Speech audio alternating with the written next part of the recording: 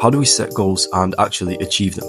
If you're anything like me, you've probably made quite a few lists of goals you knew you'd never accomplish the minute you wrote them down. You set the goal way too big and gave yourself far too little time to accomplish them. That is understandable. You've got a lot going against you. You've never really been taught how to actually set goals properly, and what's worse is that when you actually go out of your way to get advice on how to properly set goals, the self-improvement YouTubers themselves will call you gay if your goal isn't to make £10,000 a month tomorrow. Because big goals are so great, aren't they? You should be thinking big, right? Well, setting massive goals like this has never worked for anyone, and in this video we'll go over a different strategy to set goals and actually achieve them. Chapter 1. What is goal setting? When people set goals, they generally only think about the positive outcomes they want to achieve. Rather than asking what goal do you want to achieve, ask yourself this question. What kind of pain do I want to suffer?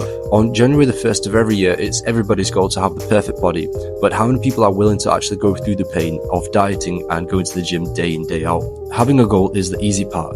The real challenge is not deciding whether you want the result, but if you're willing to accept the sacrifices required to achieve your goal. Do you want the boring and ugly process that comes before the glamorous and exciting outcome?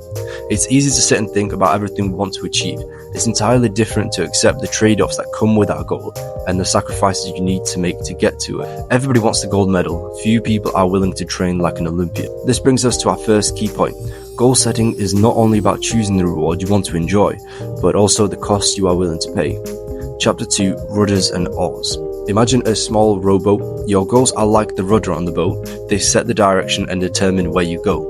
If you commit to one goal, then the rudder stays put and you continue moving forward. If you flip-flop between goals, then the rudder moves all around and it is easy to find yourself rowing in circles. However, there is another part of the boat, and that is even more important than the rudder. The oars. If the rudder is your goal, then the oars are the processes for achieving it. While the rudder determines your direction, it is the oars that determine your progress. This metaphor breaks down the difference between systems and goals.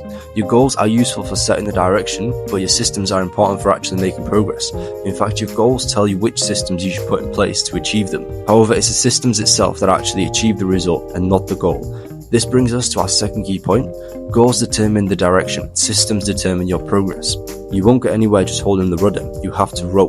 Okay, now that that's out of the way, chapter 3, how do you actually set goals you'll achieve? In this chapter, I'll give you a few tips that are really important when setting goals. Number 1, ruthlessly eliminate goals. The biggest barriers for you achieving your goals is not a lack of discipline, willpower, or anything like that. The biggest barrier for you to achieve your goal is your other goals. When you have multiple goals, each goal is competing with the other for time and attention. When you only have one goal, there is no competition and you can easily dedicate the focus and time you need to achieve it.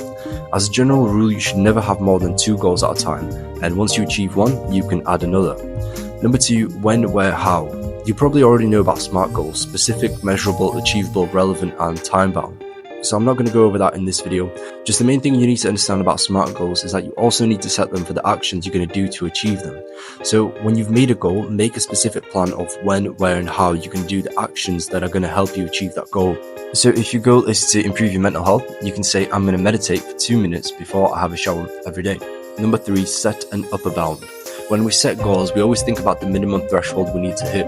So for example, somebody who wants to lose weight will say, I want to lose 5 pounds this month. When we do this, the assumption is, hey, if I can lose more, then go for it. However, in life, there's always a magical zone of long-term growth. You want to push hard enough to make progress, but not so hard that it's unsustainable. So yeah, you want to lose 5 pounds per month, but you could say no more than 10. Upper limits make your goal more sustainable and thus easier to achieve. This is especially important in the beginning. Whenever you start a new goal and start working towards it, the single most important thing is showing up. Showing up is more important than actually achieving your goal, because if you don't build the habit of showing up, then you'll never have anything to improve in the future. So effective goal setting requires an understanding of the system that's around you. If you fight in the system each day, then you're going to find it really hard to make progress towards your goal. But you can do these simple changes and make your goal 10 times more easier to achieve. That's all for now, boys. I'll see you in the next one.